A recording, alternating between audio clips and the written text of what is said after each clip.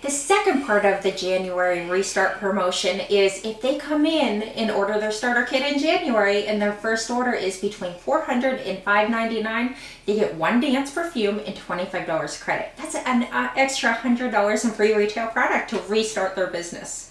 So if they loved Mary Kay before and maybe they got busy with something else, and you know what?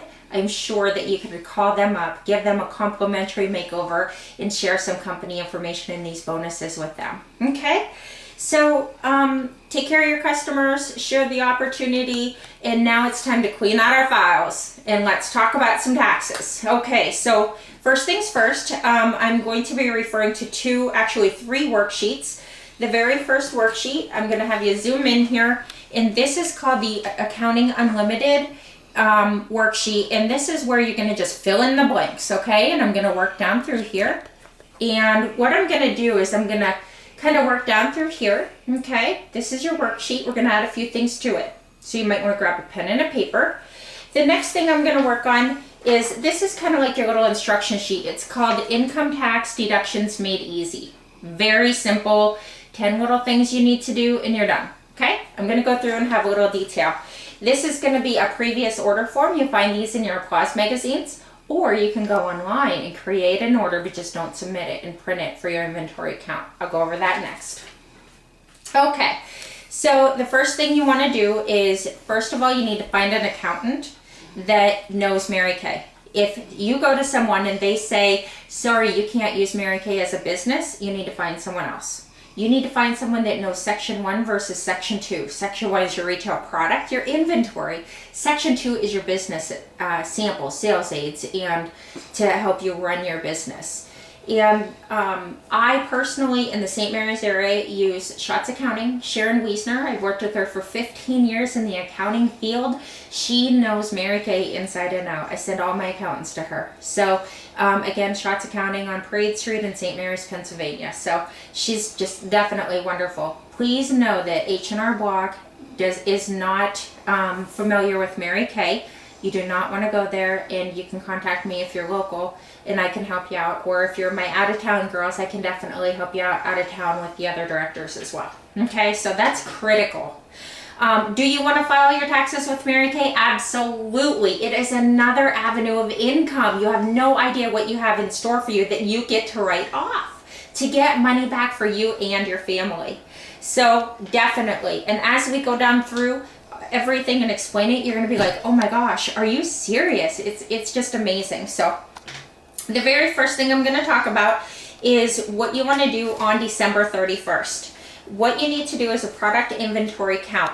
And this is a product order sheet. I like to use this. I take a pencil, okay, and I go down through and I write my numbers. You'll see in here, see my numbers, how I have them, and then I'll come over here, I'll total them, and I'll put my total at the bottom of the sheet. I'll total all of my inventory, and I'll have my total cost. Now, the IRS doesn't care that you have 4 Mocha Frees and 3 Raisin Berry and 1 Hibiscus lipstick. The only thing they care is the number of lipsticks that you have, okay?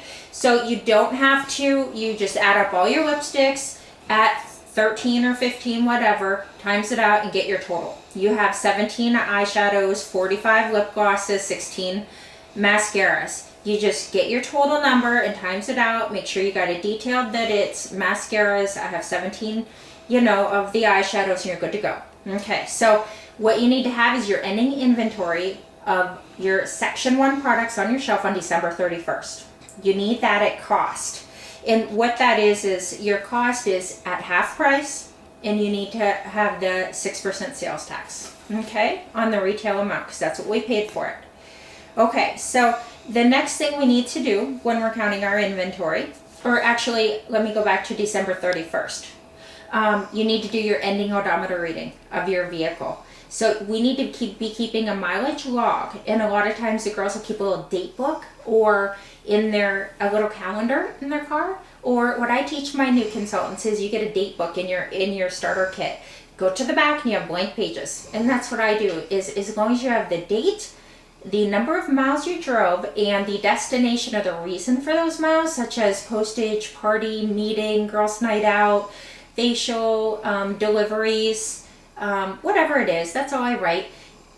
January 1st, or the first day you start your business, you need to have your opening odometer reading, okay?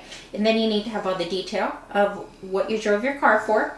And on December 31st, your ending odometer reading. Now, I know life gets busy and hectic, but we are creatures of habit. So if you forgot on a couple of days, just think back and look at your records. You know you went here, here, and here. You did this delivery, went to the bank and dropped off that order. Go ahead and estimate the miles, okay? So don't get hung up on that. It's okay. So why is it so critical for you to take your miles? That's the biggest expense that you have in your business. At least it's always been for mine.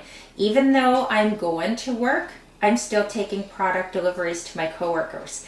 Even though I'm stopping at the bank to make my Mary Kay deposit, and I'm going to my mother's for dinner, I still made a Mary Kay run. Okay, so you want to count your miles. Really, it's huge for you to be able to count your miles for your vehicle. Okay, so December 31st, you have your ending inventory and your miles. That's it. Now, let's go into January. Now let's get it all together and get it filed. Okay.